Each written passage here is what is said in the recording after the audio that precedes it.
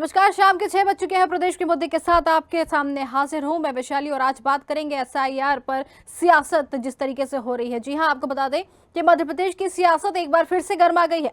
मामला है एसआईआर का, जिसे लेकर बीजेपी और कांग्रेस आमने सामने है।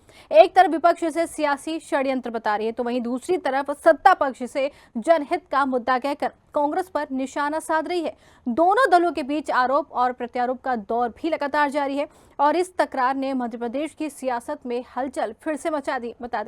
आपको बता दें, इसी पर चर्चा करेंगे कि आइए जानते हैं आखिर एसआईआर पर क्यों हो रही है सियासी बहस। इस पर चर्चा भी करेंगे, लेकिन इससे पहले देखेंगे ये खास रिपोर्ट।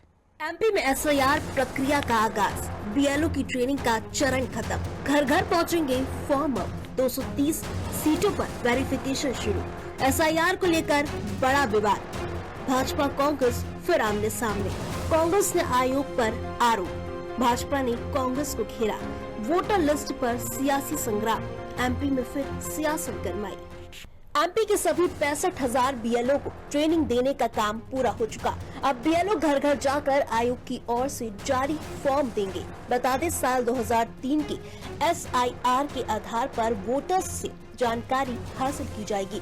मध्य प्रदेश की सभी 230 विधानसभा सीटों के हर बूथ पर सभी वोटर्स को फिर से वेरीफाई किया जाएगा। लेकिन प्रदेश में एसआईआर प्रक्रिया पर कांग्रेस और भाजपा आमने सामने आ गए हैं। कांग्रेस ने चुनाव आयोग पर गंभीर आरोप लगाए, तो भाजपा ने कहा कि अवैध नागरिकों के नाम हटेंगे। एसआईआर को लेकर राजनीतिक पारा तेजी से बढ़ गया है। कांग्रेस और भाजपा आमने सामने है और दोनों ही दल इसे अपने अपने नजरिए से जनता के सामने रख रहे हैं। कांग्रेस ने चुनाव आयोग और भाजपा पर निशाना साधते हुए कहा कि यह चुनाव आयोग और भाजपा का डरावना प्रयास है। कांग्रेस देश, संविधान और लोकतंत्र की रक्षा के लिए दृढ़ संकल्पित है। भाजपा ने चुनाव आयोग का दोहन किया है, लेकिन कांग्रेस हर बूथ पर अपना बीएलए बूथ लेवल एजेंट तैनात करेगी और एसआईआर की प्रक्रिया पर नजर रखेगी। कांग्रेस नेता के इस बयान से स्पष्ट है कि कांग्रेस एसआईआर प्रक्रिया को लेकर आशंकित है और उसे यह डर है कि मतदाता सूची में फेरबदल कर वोटों में हेराफेरी की जा सकती है। कांग्रेस का आरोप है कि चुनाव आयोग भारतीय जनता पार्टी की कठपुतली की तरह काम कर रहा है। देखिए, एसआईआर को लेकर के समस्या ये है कि चुनाव आयोग की इस प्रक्रिया को लेकर के शक होता है। सरकार के इशारे पर चुनाव आयोग काम कर रहा है। चुनाव आयोग ने पारदर्शिता नहीं रखी है, इसलिए इसका विरोध किया जा रहा है। 22 लाख वोट मध्य प्रदेश में काट दिए गए।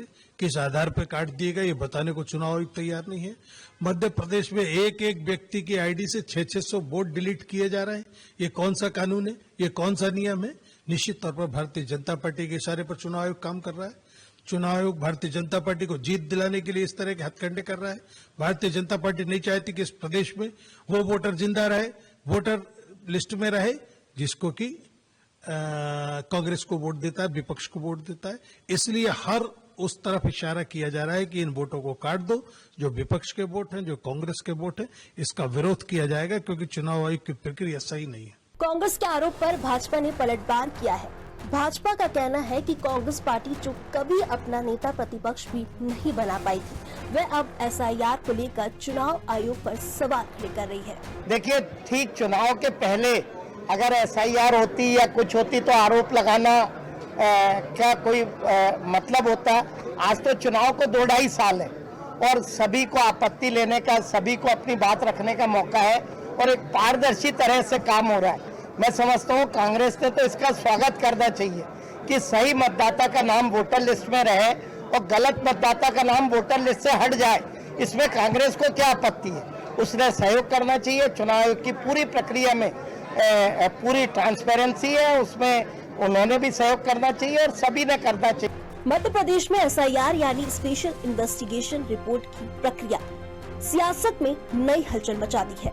एक तरफ भाजपा इसे पारदर्शिता की दिशा में बड़ा कदम बता रही है, तो दूसरी ओर कांग्रेस इसे मतदाता सूची में हेराफेरी का षड्यंत्र मान रही है। आरोप प्रत्यारोप के इस दौर में चुनाव आयोग की भूमिका भी चर्चा में है। अब देखना होगा कि एसआईआर प्रक्रिया सच में पारदर्शिता लाएगी या फिर यह बन जाएगी एमपी की सियासत का नया रणभूमि। तो आपको बता दें कि एसआईआर को लेकर चुनावी बहस पूरी तरीके से शुरू हो गई है और आज हम इसी पर चर्चा करेंगे। और हमारे साथ योगेश गुप्ता बीजेपी से जुड़ गए हैं, सीता शरण सूर्यवंशी जी कांग्रेस से जुड़ गए हैं और वरिष्ठ पत्रकार रमेश शर्मा जी जुड़ गए हैं। आप सभी मेहमानों का बहुत बहुत स्वागत है। और आज डिबेट की शुरुआत कांग्रेस के साथ ही करना चाहेंगे। सूर्यवंशी जी, क्या लगता है, एसआईआर शुरू हो गया है पूरे मध्य प्रदेश में, लेकिन इस पर आपत्ति दिखाई जा रही, क्यों? एसआईआर तो बहुत अच्छी चीज थी, इसी की तो मांग की जा रही थी, फिर आपत्ति क्यों?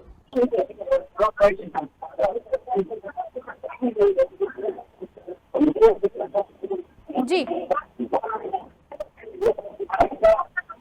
सूर्यवंशी जी, आपको हमारी आवाज आ रही है? आ रही है जी जी, आ रही है मैडम। जी देखिए देखिए एसआईआर जी, हाँ मैं समझ चुका हूँ। ये कह रहा हूँ क्या है कि एसआईआर जो जिस तरीके से बगैर पारदर्शिता के जो बिहार में कराई गई है, अभी ऐसे नाम आ रहे हैं कि जिनके नाम काट दिए गए और जिन्हें मृत घोषित कर दिया गया है और वो अभी प्रेजेंटेशन में है, और जिनके नाम काट दिए गए उनके नहीं जुड़े। इलेक्शन कमीशन ऑफ इंडिया द्वारा ज्ञानेश कुमार जी द्वारा कि जो जिनके नाम कट गए हैं उनको उन्हें एफिडेविट देना चाहिए।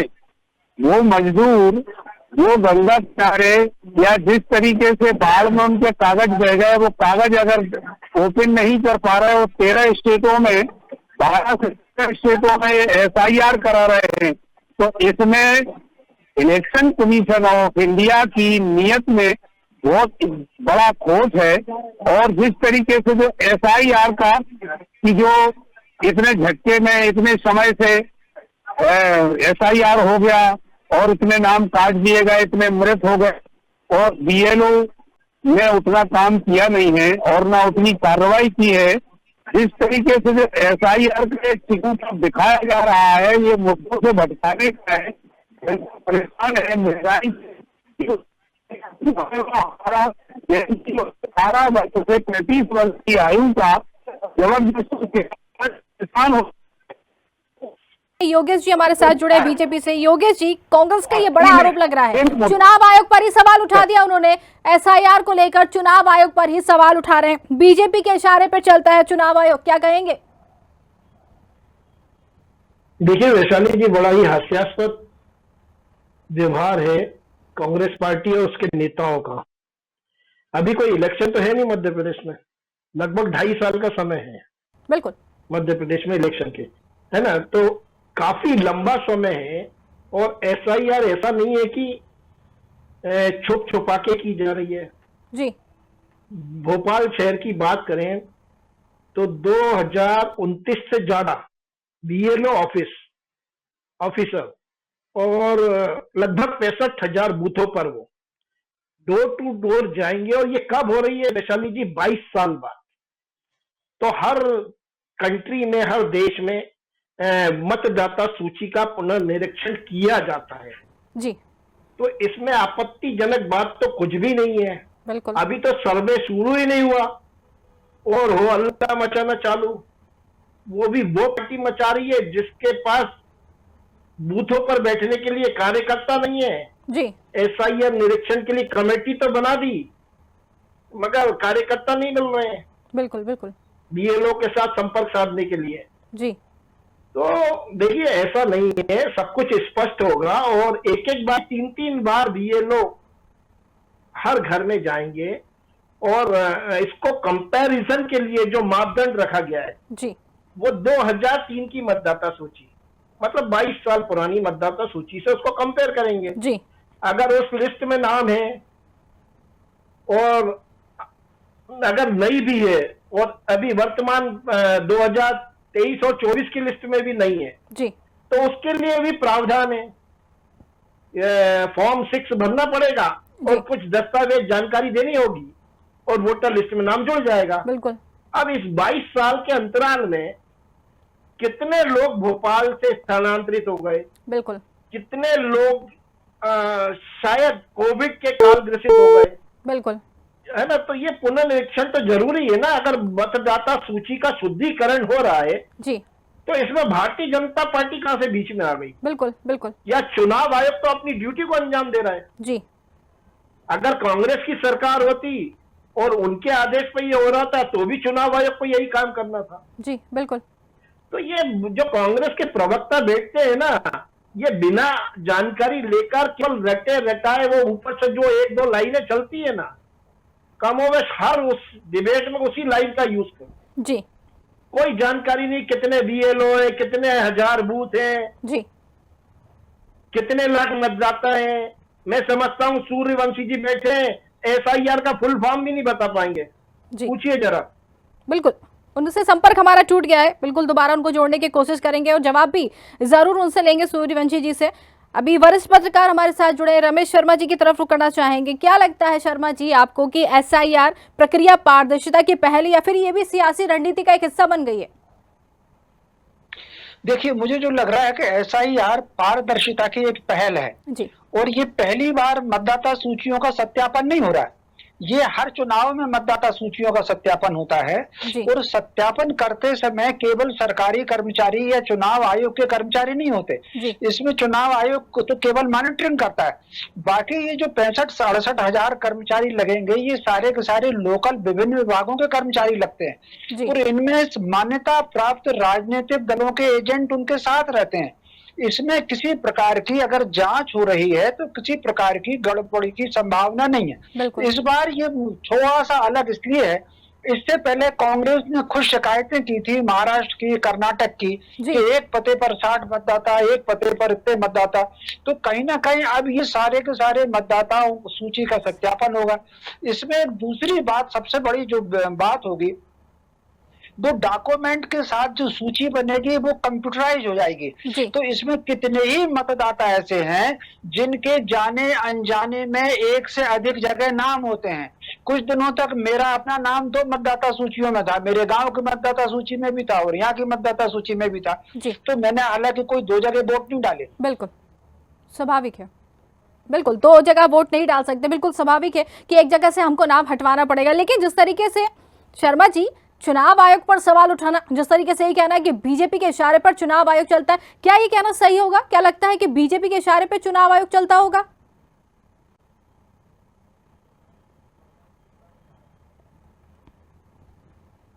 देखिए संपर्क हमारा नहीं हो पा रहा है, दोबारा कोशिश करेंगे सभी के साथ जोड़ने के लिए। लेकिन आपको बता दें एसआईआर को लेकर सियासी बहस जरूर शुरू हो गई है।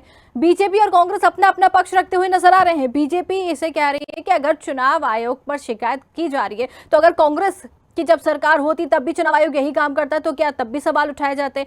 अगर बीजेपी यहाँ पर ये एसआईआर करवा रही है तो चुनाव आयोग पर सवाल उठाना कहाँ तक लाजमी है? कांग्रेस भी तो यही चाहती थी, कांग्रेस हमेशा ही सवाल उठाती आई है। कांग्रेस ये कहती हुई नजर आती है कि बीजेपी को जितने वोट मिलते हैं वो फर्जी वोट है, अगर बीजेपी को फर्जी वोट नहीं मिलते तो शायद बीजेपी की सरकार नहीं बन पाती। और अब जब एसआईआर की मांग खुद कांग्रेस कर रही थी, अब जब हो रहा है तो बीजेपी का कहना है उनके पेट में दर्द हो रहा है।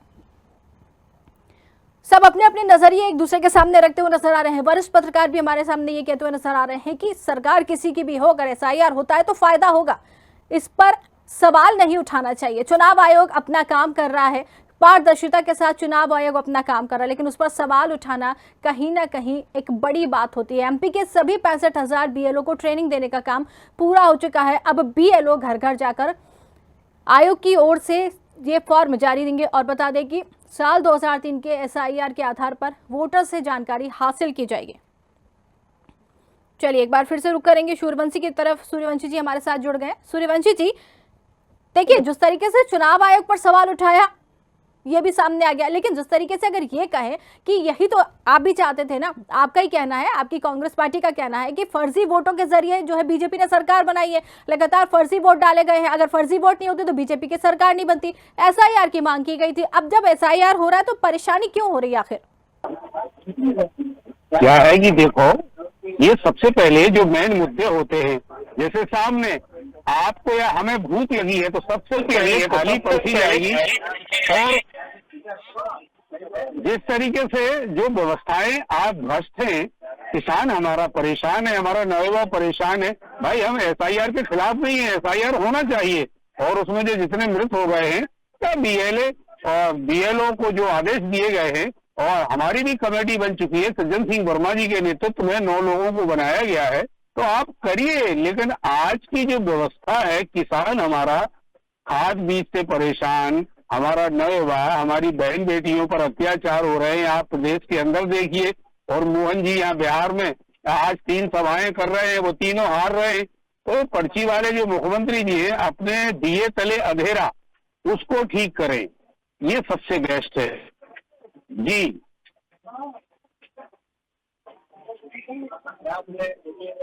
हेलो, बिल्कुल, लेकिन सूर्यवंशी जी, आपने कहा कि युवा परेशान है, नौजवान परेशान है, किसान परेशान है, लेकिन इन सब के बीच में यहाँ पर एसआईआर को लेकर क्यों जिम्मेदारी उठाई जा रही है? एसआईआर को क्यों कहा जा रहा है? अगर बीजेपी ये कह रही है कि उन लोगों को जिम्मेदारी सौंपी जा रही है, बीएलओ को, जो उनके पास है ही नहीं, अधिकारी ही नहीं है, उनको बूथ पे बैठाने की बात कह रहे हैं, लेकिन आपके पास अधिकारी नहीं है, ऐसा क्यों?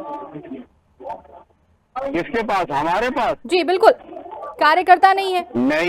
नहीं, बिल्कुल बड़ा गलत आरोप बीजेपी लगा है। रही है, हम नहीं। गलत लगा रही है बीजेपी का। तो जो प्रोपेगेंडा है, झूठ की मशीन है ये बहुत बड़ी, और पूरे भारत में, प्रदेश क्या पूरे भारत में झूठ की बहुत बड़ी एक प्रयोगशाला है, जो आईटी सेल अमित मालवीय जी का जो बैठा है दिल्ली में। तो इनको मुद्दों से जनता को भटकाने के लिए और धर्म की आड़ में, भाई हम एसआईआर के खिलाफ थोड़ी है, एसआईआर आप कराइए, लेकिन जो सामने जो पहले जनता के मुद्दे हैं, जो समस्याएं हैं उधर 25 नौनिहालों की जो मौत हो गई है, उनके लिए सरकार ने क्या किया है, और सरकार में जिस तरीके से जो किसानों पर गाड़ियां चढ़ाई दी जा रही हैं और गुना में थार चढ़ा करके किसान की हत्या कर दी गई है, भाई इन पर फोकस क्या है? माननीय मुख्यमंत्री पर्ची से जो मुख्यमंत्री महोदय बने हैं और बिहार में प्रचार कर रहे हैं कि यादव प्लस यादव, तो यहाँ पर कुछ फैक्ट चलने वाला नहीं है, यहाँ जादू उनका चलने वाला नहीं है। लेकिन एसआईआर के नहीं तो होना चाहिए। तो हमारे BLA, election commission of state द्वारा बीएलए तैयार हैं और वो लिस्ट वहाँ जमा है, और वहां से अभी हमारी कमेटी बन चुकी है 9 सदस्यीय, जिसमें सज्जन सिंह वर्मा हमारे उसके प्रमुख हैं। इसमें सभी पूरी टीम बाकायदा काम करेगी और एसआईआर के साथ रहेंगे। जी ठीक है, इसका जवाब ले लेते हैं। योगेश गुप्ता जी हमारे साथ जुड़ गए हैं बीजेपी से। योगेश जी, क्या लगता है एसआईआर? चलिए, योगेश गुप्ता जी हमारे साथ नहीं जुड़े, वरिष्ठ पत्रकार हमारे साथ जुड़े हैं। शर्मा जी, क्या लगता है आपको, एसआईआर का विरोध कहीं ना कहीं महिला आरक्षण का विरोध है, या फिर ये क्योंकि आने वाले समय में इसी के आधार पर लोकसभा और विधानसभा में महिलाओं को आरक्षण दिया जाएगा? क्या लगता है आपको इस पर?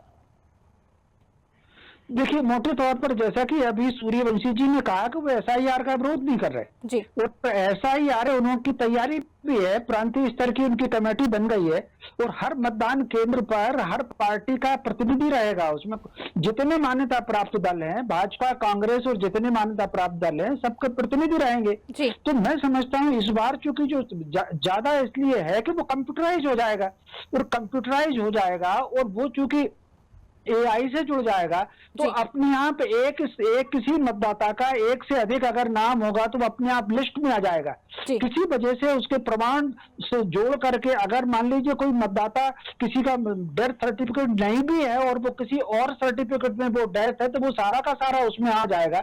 तो मोटे तौर पर ये एक तरीके से तकनीक से जोड़ने का एक बात है। तो आरोप मीडिया में चाहे कुछ भी कहे, लेकिन कांग्रेस खुद भी उसमें शामिल हो रही है, उसमें एसआईआर करा रही है, उनके सारे के सारे लोग रहेंगे। मैं समझता हूं इसके बाद जो मतदाता सूचियां बनेंगी वो साफ सुथरी मतदाता सूची बनेगी, और उसके बाद जो निर्वाचन होगा, वोट डाले जाएंगे, मैं समझता हूं एक अच्छे वोट डाले जाएंगे। और कुछ लोग कहीं ना कहीं एक से अधिक नाम जुड़वा करके, कुछ फर्जी नाम जुड़वा करके जो फर्जी वोटिंग का काम होता है, वो इस एसआईआर के बाद एकदम बंद तो नहीं होगा, लेकिन कहीं ना कहीं मान करके चलिए कि वो कम से कम प्रतिशत पर हो जाएगा। एसआईआर का काम ये बहुत देर से शुरू हुआ है, लेकिन ये बहुत अच्छा काम है जी। बिल्कुल बिल्कुल। शर्मा जी, क्या जिस तरीके से अगर ये पारदर्शिता हो जाती है पूरी तरीके से, एसआईआर को लेकर पूरी तरीके से तस्वीरें साफ हो जाती हैं, तो परिसीमन जो होगा इसके बाद वो क्या साफ हो पाएगा? इसके आधार पर हो पाएगा? देखिए एसआईआर प्रक्रिया अलग है और परिसीमन प्रक्रिया बिल्कुल अलग है। एसआईआर मतदाता सूचियों का बनना है। परिसीमन जो होगा, मान लीजिए किसी एक विधानसभा क्षेत्र में अगर अधिक, मान लीजिए जैसे हम भोपाल की बात करें, तो भोपाल में भी 7 विधानसभा सीटें हैं, लेकिन 2 विधानसभा क्षेत्र ऐसे हैं जो क्षेत्रफल की दृष्टि से भी और मतदाता सूचियों की दृष्टि से भी वो जी। बड़े हो गए। अगर उन दो विधानसभा क्षेत्रों को अगर 3 में कर दिया जाए तो मैं समझता हूं उससे मतदाताओं को भी सुविधा होगी और जनप्रतिनिधियों को भी सुविधा होगी। जी। अभी अगर आप देखें, जैसे उदाहरण के लिए गोविंदपुरा सीट है, हुजूर की सीट है, जी। तो हुजूर की सीट कहां से लेकर के एक प्रकार से पूरे भोपाल का वो 70% परिक्रमा कर लेती है। तो इसी तरीके से गोविंदपुरा सीट बिल्कुल सीधी सीधी लंबी जा रही।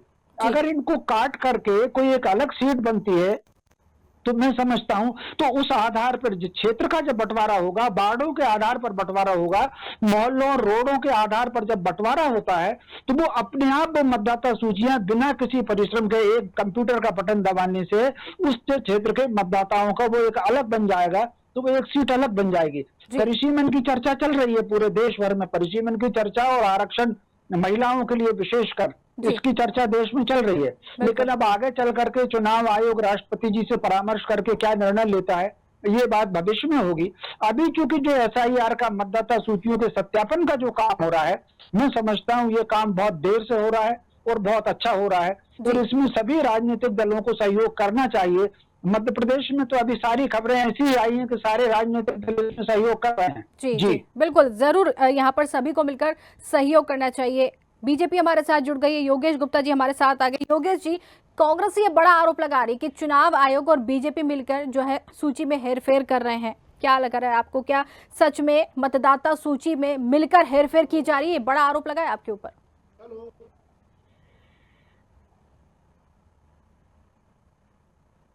योगेश जी, आपको आवाज आ रही है? योगेश जी, आपको हमारी आवाज आ रही है?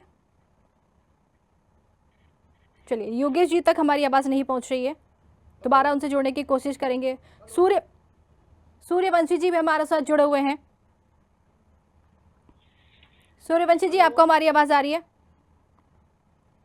आ रही है, बताइए। बिल्कुल सूर्यवंशी जी, क्या यही सवाल फिर उठता है कि आपको चुनाव आयोग की निष्पक्षता पर भरोसा नहीं है? बिल्कुल नहीं, 1% नहीं। ज्ञानेश कुमार जी ने जिस तरीके से धज्जियां उड़ाई है इस इलेक्शन कमीशन ऑफ इंडिया की और स्टेटों में भी, अभी बिहार में देखिए अनंत कुमार जी ने जिस तरीके से, ये इलेक्शन कमीशन है, ये इलेक्शन कमीशन मुर्दे के समान है। मैं आपके चैनल के माध्यम से इतना बड़ा ब्लेम लगा रहा हूं कि अनंत कुमार जी ने गाड़ी चला दी और उनको दुलार चंद यादव के ऊपर गाड़ी चला दी, पसलियां और फेफड़े फट गए। 3 दिन उसके बाद, घटना के बाद वहां के लोगों ने पकड़ लिया और उनके लोगों ने वहां पर पकड़ लिया और वहां पुलिस ने कोई कार्रवाई नहीं की और 3 दिन तक 40-40 गाड़ियों का काफिला लेकर के प्रचार भी कर लिया। जब चौथे दिन तेजस्वी यादव जी ने जब कहा तो तब रात को गिरफ्तारी दी है, क्योंकि मोदी जी की आम सभा थी। तो ये ऐसे चुनाव आयोग पर ये बताइए क्या भरोसा किया जाए? किसी भी प्रकार की कोई कार्रवाई चुनाव आयोग नहीं कर रहा है। ऐसे ही सभी प्रदेशों में हालात खराब है। बिल्कुल बिल्कुल, ठीक है। चलिए, हमारी जो है बीजेपी से बात नहीं हो पा रही, बीजेपी हमारे साथ नहीं है फिलहाल, कोशिश करेंगे उनके साथ जुड़ने के लिए। वरिष्ठ पत्रकार की तरफ रुख करेंगे। शर्मा जी, क्या चुनाव आयोग के प्रति राजनीतिक अविश्वास लोकतंत्र के लिए खतरा नहीं है? एक बड़ा सवाल ये भी खड़ा हो जाता है। देखिए, मोटे तौर पर संवैधानिक संस्थाएं जितनी हैं जी, उनके प्रति अविश्वास प्रकट नहीं करना चाहिए, लेकिन पिछले कुछ वर्षों से एक आदत ही हो गई है राजनीतिक दलों की, जो भी विपक्ष में होता है वो एकदम से हमला उसमें शुरू करता है और इन दिनों पिछले कुछ वर्षों से कुछ ज्यादा हमला उसमें चल रहा है। मैं समझता हूँ राजनीति करने के कई बिंदु हो सकते हैं, लेकिन संवैधानिक संस्थाओं को उसमें छोड़ करके चलना चाहिए। अगर कोई विसंगति आती भी है तो उसको बिल्कुल प्रचार किए हुए चुपचाप उसको खींचतान करके उसमें करना चाहिए। मैं समझता हूँ ये देश के हित में होगा कि संवैधानिक संस्थाओं का सम्मान किया जाना चाहिए।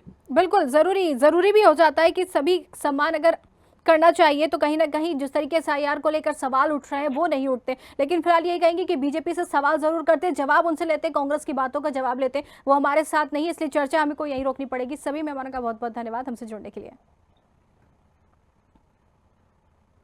तो आपको बता दें कि SIR को लेकर पूरी तरीके से अब आरोप और प्रत्यारोप दोनों ओर से शुरू हो गए हैं। बीजेपी इसे कह रही है कि SIR से यहाँ पर कांग्रेस के पेट में दर्द हो रहा है, वहीं कांग्रेस ये कहती हुई नजर आ रही है कि चुनाव आयोग बीजेपी के साथ मिल रहा है, कठपुतली है चुनाव आयोग जो बीजेपी की। लेकिन अब इस पूरे मामले पर एक दूसरे के ऊपर आरोप और प्रत्यारोप लग रहा है। अब देखना है कि एसआईआर को लेकर जिस तरीके से ये आवाज उठी है, क्या इस पे काम हो पाता है या फिर चुनाव आयोग पर जो सवाल उठे उसको लेकर बात हो पाती है। फिलहाल आज के कार्यक्रम में इतना ही। नमस्कार।